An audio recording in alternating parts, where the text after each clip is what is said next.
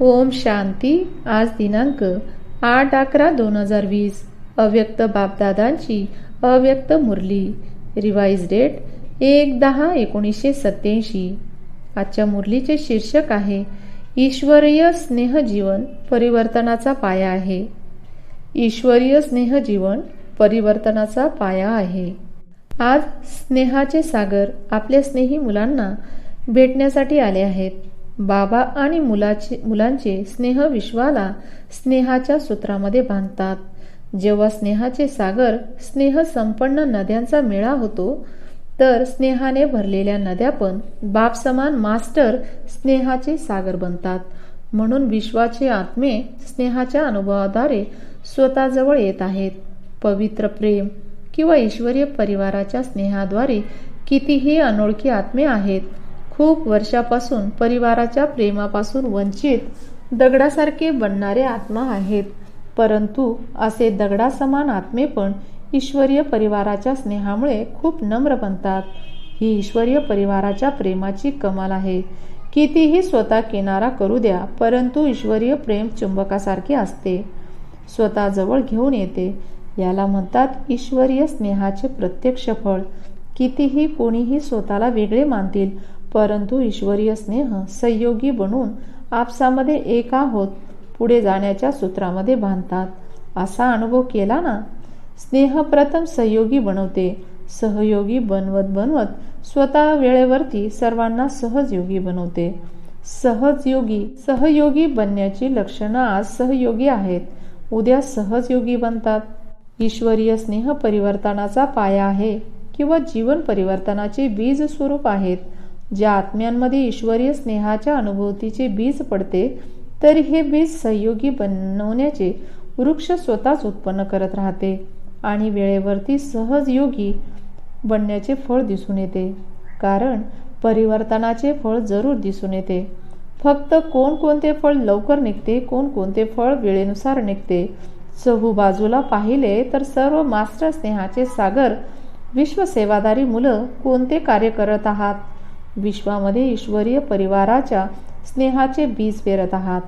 जेथे पण जातात, मग तो नास्तिक असेल किंवा आस्तिक असेल, शिवपित्याला जाणत नाही किंवा मानत नाही, परंतु इतका आवश्यक अनुभव करतात की असे ईश्वरीय परिवाराचे प्रेम जे तुम्हा शिववंशी ब्रह्मकुमार कुमारीद्वारे मिळते ते कुठेही मिळू शकत नाही. आणि हे पण मानतात की हा स्नेह किंवा प्रेम साधारण नाही, हे अलौकिक प्रेम आहे किंवा ईश्वरीय स्नेह आहे. तर अप्रत्यक्षपणे नास्तिकपासून आस्तिक बनतात ना, तर ईश्वरीय प्रेम आहे ते कुठून आले? प्रकाशाची किरणे सूर्याला स्वतः सिद्ध करतात. ईश्वरीय प्रेम, अलौकिक स्नेह, निस्वार्थ स्नेह स्वतःच दाता शिवपिताला सिद्ध करतात. अप्रत्यक्ष ईश्वरीय स्नेह, प्रेम, स्नेहाचे सागर शिवपित्यांशी संबंध होतात, परंतु जाणत नाही. कारण प्रथम बीज गुप्त राहते आणि वृक्ष स्पष्ट दिसून येते. तर ईश्वरीय स्नेहाचे बीज सर्वांना सहयोगी सहजयोगी प्रत्यक्ष रूपामध्ये वेळेप्रमाणे प्रत्यक्ष करत आहे आणि करत राहतील. तर सर्वांनी ईश्वरीय स्नेहाचे बीज पेरण्याची सेवा केली.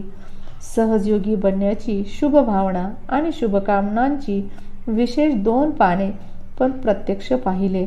आता या खोडाची वृद्धी प्राप्त करत प्रत्यक्ष दिसून येईल. बापदादा सर्व मुलांच्या वेगवेगळ्या प्रकारची सेवा पाहून आनंदित होत आहेत. खुशाल भाषण करणारे मुलं असतील किंवा स्थूल सेवा करणारे मुलं असतील, सर्वांच्या सहयोगाच्या सेवेद्वारे सफलताचे फळ प्राप्त होते. खुशाल ते सुरक्षा करणारे असतील किंवा भांडी सांभाळणारे असतील, परंतु जसे 5 बोटांच्या सहयोगाद्वारे किती पण श्रेष्ठ कार्य, मोठं कार्य सहज शक्य होते, असेच प्रत्येक ब्राह्मण मुलाच्या सहयोगाद्वारे जितका विचार केला होता असे होईल. त्या विचाराद्वारे 1000 पटीने सहज कार्य झाले. ही कोणाची कमाल आहे? सर्वांची कमाल आहे, जे पण कार्यामध्ये सहभागी बनले. मग ते स्वच्छता असेल किंवा टेबल स्वच्छ करायची सेवा असेल, परंतु सर्वांच्या सहयोगाद्वारे परिणाम सफलता शक्य होते. या संघटनेची शक्ती महान आहे. बापदादा पाहत होते न की फक्त मधुबनमध्ये येणारे मुलं, परंतु जे साकारमध्ये नव्हते, चहूबाजूचे ब्राह्मण मुलांची, मग ते देश किंवा परदेश, सर्वांच्या मनाची शुभ भावना आणि शुभकामनांचा संयोग राहिला. ही सर्व आत्म्यांची शुभभावना, शुभकामनांचा किल्ला आत्म्याला परिवर्तन करतो. मग त्या निमित्त शक्ती असतील किंवा पांडव पण आहेत. निमित्त सेवाधारी विशेष प्रत्येक कार्यामध्ये सहभागी बनतात, परंतु वातावरणाचा किल्ला सर्वांच्या सहयोगाद्वारेच बनतो. निमित्त बनणाऱ्या मुलांना पण बापदादा शुभेच्छा देत आहेत, परंतु सर्वात जास्त शुभेच्छा तुम्हा मुलांना आहेत. बाबांना मुलं शुभेच्छा काय देतील, कारण पिता तर अव्यक्त झाले. व्यक्तमध्ये तर मुलांना निमित्त बनवले, म्हणून बाबा नेहमी मुलांचे गीत गात राहतात. तुम्ही बाबांचे गीत गात गात राहतात आणि बाबा मुलांचे गीत गात राहतात. जे पण केले खूप चांगले केले. भाषण करणाऱ्यांनी भाषण चांगले केले. स्टेजची सजावट करणाऱ्यांनी चांगले बनवले आणि विशेष योगयुक्त भोजन बनवणाऱ्यांनी खाऊ घालणारे आणि भाजी निवडणारे असतील. परंतु पाया तर भाजी निवडण्यापासून होतो. भाजी कापली नाही तर भोजन कसे बनेल? सर्व विभागवाले सर्व प्रकारच्या सेवा करण्यासाठी निमित्त आहेत. तुम्हाला ऐकवले ना, जर स्वच्छता करणारे स्वच्छता करणार नाही तर प्रभाव पडणार नाही. प्रत्येकाचा चेहरा ईश्वरीय स्नेह संपूर्ण होत नाही तर सेवेची सफलता कशी मिळेल? सर्वांनी जे पण कार्य केले स्नेह पूर्ण केले, म्हणून त्यांच्यामध्ये पण स्नेहाचे बीज पडले. उमंग उत्साहाने केले म्हणून त्यांच्यामध्ये उमंग उत्साह राहिला. अनेकता असतानाही स्नेहाच्या सूत्रामुळे एकताच्या गोष्टी करत राहिले. ही वातावरणाची छत्रछायाच विशेषतः राहिली. वातावरण छत्रछाया बनवते, तर छत्रछायेमध्ये असल्यामुळे कोणतेही संस्कार असणारे स्नेहाच्या प्रभावामध्ये सामावले होते. समजले? सर्वांची मोठ्यात मोठी जबाबदारी होती. सर्वांनी सेवा केली. कितीही ते दुसरे काही बोलू इच्छितात तरी वातावरणाच्या प्रभावामुळे बोलू शकणार नाहीत. मनामध्ये दुसरे विचार येतील, परंतु मुखाद्वारे बोलू शकणार नाहीत. कारण प्रत्यक्ष तुम्हा सर्वांच्या जीवन परिवर्तनाला पाहून त्यांच्यामध्ये पण परिवर्तनाची प्रेरणा स्वतः येत राहील. प्रत्यक्ष प्रमाण पाहिले ना, ग्रंथांच्या प्रमाणापेक्षा सर्वात मोठे प्रत्यक्ष प्रमाण असते. प्रत्यक्ष प्रमाणाच्या पुढे बाकी सर्व प्रमाण सामावले जातात. हा सेवेचा परिणाम राहिला. आता पण स्नेहाच्या सहयोगाच्या विशेषतेद्वारे आणखी जवळ आणत राहाल तर आणखी सहयोग करण्यात पुढाकार घेतील. तरीही प्रत्यक्षतेचा आवाज प्रसिद्ध तेव्हाच होईल जेव्हा सर्व सत्तांचा सहयोग मिळेल. विशेष सर्व सत्ता मिळून जेव्हा एक आवाज बुलंद करतील तेव्हाच प्रत्यक्षतेचा पडदा विश्वाच्या पुढे उघडेल. सद्यस्थितीमध्ये सेवेचे जे नियोजन बनवले आहे ते यामुळेच बनवले आहे. सर्व वर्गवाले म्हणजे सत्ताधीश संपर्कामध्ये सहयोगासाठी यावेत. स्नेहामध्ये आले तर परत संबंधामध्ये येतील. परत संबंधामध्ये येऊन सहजयोगी बनतील. जर कोणती पण सत्ता सहयोगामध्ये येत नाही तर सर्वांच्या सहयोगाचे जे कार्य राहिले आहे ते सफल कसे होईल? आता विशेष सत्तेचा पाया पडला आहे. धर्मसत्ता सर्वात मोठी सत्ता आहे. त्या विशेष सत्तेच्या पायाचा आरंभ झाला आहे. स्नेहाचा प्रभाव पाहिला नाही. तसे लोक असे म्हणत होते की सर्व इतके एकत्र कसे बोलवत आहात? हे लोक पण विचार करत राहतील ना, परंतु ईश्वरी स्नेहाचे सूत्र एक होते, म्हणून अनेकतांचे विचार असताना पण सहयोगी बनण्याचा विचार एकच राहिला. असे आता सर्व सत्तांना सहयोगी बनवा. बनत पण आहेत, परंतु आणखी जवळ सहयोगी बनवत चला. कारण आता स्वर्ण जयंती समाप्ती झाली तर आतापासून आणखी प्रत्यक्षतेच्या जवळ आले आहोत. हीरक जयंती म्हणजे प्रत्यक्षतेचा आवाज बुलंद करणे. तर यावर्षी प्रत्यक्षतेचा पडदा उघडण्यास सुरू झालेला आहे. एकीकडे परदेशाद्वारे भारतामध्ये प्रत्यक्षता झाली, दुसरीकडे निमित्त महामंडळाश्वरद्वारे कार्याच्या श्रेष्ठतेची सफलता झाली.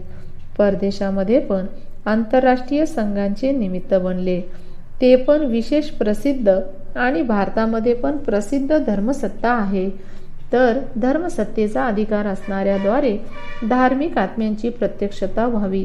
हा प्रत्यक्षतेचा पडदा उघडणे सुरू होणे आणखी उघडणे सुरू झाले आहे. आता उघडणे सुरू होणार आहे. पूर्णपणे पडदा उघडलेला नाही. सुरू झाला आहे. परदेशी मुलं जे या कार्याच्या निमित्त बनले आहे, हे पण विशेष कार्य राहिले. प्रत्यक्षतेच्या विशेष कार्यामध्ये या कार्यामुळे निमित्त बनले, तर बापदादा परदेशी मुलांना या अंतिम प्रत्यक्षतेच्या हिरोच्या भूमिकेमध्ये निमित्त बनल्यामुळे सेवेच्या विशेष शुभेच्छा देत आहेत. भारतामध्ये हालचाल तर झाली ना, सर्वांच्या कानापर्यंत आवाज गेला. हा परदेशातील बुलंद आवाज भारतामधील कुंभकर्णाला जागृत करण्याच्या निमित्त बनला. परंतु आता फक्त आवाज गेला आहे. आता आणखी जागृत करायचे आहे, त्यांना उठवायचे आहे. आता फक्त कानापर्यंत आवाज पोहोचला आहे. जे झोपलेले आहेत त्यांच्या कानावर आवाज जातो, तर थोडे हलतात ना, हालचाल तर करतात ना. तर हालचाल झाली. हालचालमध्ये थोडे जागे झाले आहेत, समजतात हे पण काहीतरी आहेत. आता जागृत तेव्हाच होतील जेव्हा आणखी जोरात आवाज होईल. आता पूर्वीपेक्षा थोडे जोरात झाले आहे. अशीच कमाल तेव्हा होईल जेव्हा सर्व सत्तामध्ये असणारे एकत्र स्टेजवर स्नेहमिलन करतील. सर्व सत्तांच्या आत्म्याद्वारे ईश्वरीय कार्याची प्रत्यक्ष सुरू होईल. तेव्हा प्रत्यक्षतेचा पडदा पूर्णपणे उघडेल. यामुळे आत्ता जो कार्यक्रम बनवत आहात त्यामध्ये लक्ष ठेवा की सर्व सत्तांचे स्नेहमिलन व्हावे. सर्व वर्गांचे स्नेहमिलन तर होऊ शकते. जसे साधारण साधूंना तर बोलवतात, कोणती मोठी गोष्ट नाही, परंतु महामंडलेश्वरांना बोलवले ना. तर असे शंकराचार्य आले असतील तर या संघटनांची आणखी शोभा झाली असती. परंतु आता त्यांचे पण भाग्य जागृत होईल. मनामधून सहयोगी तर आहेतच. मुलांनी कष्ट पण चांगले घेतले आहेत, परंतु तरी लोकलाज तर ठेवावी लागते ना. तर तो दिवस पण येईल जेव्हा सर्व सत्ता मिळून म्हणतील की श्रेष्ठ सत्ता ईश्वरी सत्ता आध्यात्मिक सत्ता आहे, तर एकच परमात्मा सत्ता आहे. म्हणून खूप लांबलचक नियोजन केले आहे ना. इतका वेळ मिळाला आहे की सर्वांना स्नेहाच्या सूत्रामधून बांधून घेऊन या. हे स्नेह चुंबक बनेल, जे सर्व एका सोबत संघटित रूपामध्ये बाबांच्या स्टेजवरती पोहोचले. असे नियोजन केले आहे ना. अच्छा, सेवाधारींना सेवेचे प्रत्यक्ष फळ मिळाले ना. नाहीतर आता नवीन मुलांचा क्रमांक आहे. तुम्ही लोक तर मिलन करत आता वानप्रस्थ अवस्थेपर्यंत पोहोचला आहात. आता आपल्या लहान भाऊ बहिणींची वेळ आली आहे ना. स्वतः वानप्रस्थी तेव्हाच दुसऱ्यांना संधी देऊ शकाल. इच्छा तर सर्वांच्या वाढत जातात. सर्वजण म्हणतात आता पण भेटण्याची संधी मिळायला पाहिजे. जितके भेटाल तेवढ्या इच्छा वाढत जातील. परत काय करणार? दुसऱ्यांना संधी देणे पण स्वतः तृप्तीचा अनुभव करणे आहे. कारण जुने तर अनुभवी आहेत, प्राप्ती स्वरूप आहेत. तर प्राप्ती स्वरूप आत्मे सर्वांवरती शुभभावना ठेवणारे, दुसऱ्यांना पण पुढे घेऊन जाणारे आहेत. की असे समजतात आम्ही तर भेटूच. यामध्ये पण निस्वार्थी बनायचे आहे. समजदार आहात. आधी मध्ये अंताला समजणारे आहात. वेळेला पण समजतात. प्रकृतीच्या प्रभावाला पण समजतात. आपल्या भूमिकेला पण समजतात. बापदादा पण नेहमीच मुलांना भेटू इच्छितात. जर मुलं भेटू इच्छितात तर प्रथम बाबांची इच्छा असते, तेव्हाच मुलांची पण इच्छा होते. परंतु बाबांना पण वेळ आणि प्रकृतीला पाहावे तर लागते ना.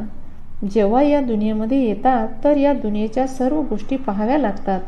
जेव्हा यांच्यापासून दूर अव्यक्त वतनमध्ये आहात तर तेथे पाण्याची, वेळेची, राहण्याची समस्या तर नाही. गुजराती जवळ राहतात ना, तर त्यांचे पण फळ मिळत आहे ना. ही गुजरातीची विशेषता आहे, जी नेहमी तयार राहतात. हांजीचा पाठ पक्का आहे आणि जिथे पण राहण्याचे स्थान मिळाले तेथेच राहतात. प्रत्येक परिस्थितीमध्ये खुश राहण्याची विशेषता आहे. गुजरातमध्ये वृत्ती चांगली होत आहे. सेवेचा उमंग उत्साह स्वतःला पण निर्विघ्न बनवतो, तर दुसऱ्यांचे पण कल्याण करतो. सेवाभावाची सफलता आहे. सेवाभावामध्ये जर अहंकार आला तर त्याला सेवाभाव म्हणत नाही. सेवाभाव सफलता देतो. सेवेमध्ये जर अहंकार असेल तर कष्ट पण जास्त, वेळ पण जास्त. तरीही स्वतः संत सेवाभाव असणारे मुलं नेहमी स्वतः पुढे जातात आणि दुसऱ्यांना पण पुढे करतात. नेहमी उडती कलेचा अनुभव करतात. चांगल्या हिमतीचे आहात. जेथे हिंमत आहे तेथे बाबा पण प्रत्येक वेळेत कार्यामध्ये मदतगार आहेत. महारथी तर आहेतच. महाराणी जे पण महारथी सेवेचे प्रती आले आहेत, महादानी वरदानी आहात ना. दुसऱ्यांना संधी देणे हे पण महादानाचे वरदान आहे. जशी वेळ तशी भूमिका वठवण्यामध्ये सर्व मुलं खूप प्रिय आहेत, नेहमीच सहयोगी आहेत आणि राहतील. इच्छा तर होईल, कारण ही शुभ इच्छा आहे, परंतु याला सामावणे पण जाणतात, त्यामुळे सर्व नेहमी संतुष्ट आहेत. बापदादांची पण इच्छा आहे की प्रत्येक मुलांनी भेटावे आणि वेळेची सीमा पण असायला नको. तुम्हा लोकांच्या दुनियेमध्ये या सर्व सीमा असतात. नाही तर एक एक विशेष रत्नाच्या महिमाचे जर गायन केले तर खूप महिमा आहे. कमीत कमी एक एक मुलाची विशेषतेचे एक एक गीत तर बनू शकते. परंतु यामुळे म्हणतात, वतनमध्ये या जिथे कोणतीही सीमा नाही. अच्छा, नेहमी ईश्वरीय स्नेहामध्ये सामावलेले, नेहमी प्रत्येक सेकंद सर्वांचे सहयोगी बनणारे, नेहमी प्रत्यक्षताचा पडदा दूर करून बाबांना विश्वाच्या पुढे प्रत्यक्ष करणारे, नेहमी सर्व आत्म्याला प्रत्यक्ष प्रमाण स्वरूप बनून आकर्षित करणारे, नेहमी बाबा आणि सर्वांच्या प्रत्येक कार्यामध्ये सहयोगी बनून एकाचे नाव प्रसिद्ध करणारे, अशा विश्वाच्या इष्ट मुलांना, विश्वाच्या विशेष मुलांना बापदादांचा अतिस्नेह संपन्न प्रेमपूर्वक आठवण, सुप्रभात आणि नमस्ते. सोबत सर्व देश परदेशांचे स्नेहाने बाबांच्या समोर पोचणारे सर्व जवळच्या मुलांना सेवेच्या शुभेच्छा देत, सोबत बापदादांची विशेष प्रेमपूर्वक आठवण स्वीकार करा. आत्मिक मुलांची मातपिता बापदादांना प्रेमपूर्वक आठवण, सुप्रभात, नमस्ते, शुक्रिया बाबा, शुक्रिया. वरदान: ज्ञान संपन्नतेच्या विशेषतेद्वारे संस्कारांच्या टक्करपासून वाचणारे, कमलपुष्प समान अनासक्त व त्रयस्थ भव. ज्ञान संपन्नतेच्या विशेषतेद्वारे संस्कारांच्या टक्करपासून वाचणारे, कमलपुष्प समान अनासक्त व त्रयस्थ भव. संस्कार तर शेवटपर्यंत कोणाचे दासीचे राहतील, कोणाचे राजाचे. संस्कार बदलतील अशी वाट पाहू नका, परंतु माझ्यावरती कोणाचा प्रभाव पडायला नको, कारण एकतर प्रत्येकाचे संस्कार वेगवेगळे आहेत, दुसरे म्हणजे माया पण अनेक रूप बनून येते. म्हणून कोणत्याही गोष्टीचा निर्णय मर्यादेच्या रेषेच्या आतमध्ये करा. वेगवेगळे संस्कार असून पण टक्कर व्हायला नको. म्हणून ज्ञान संपन्न म्हणून कमलपुष्प समान अनासक्त व साक्षी बना. सुविचार: हट्ट किंवा कष्ट करण्याऐवजी आनंदाने पुरुषार्थ करत राहा. हट्ट किंवा कष्ट करण्याऐवजी आनंदाने पुरुषार्थ करत राहा. ओम शांती.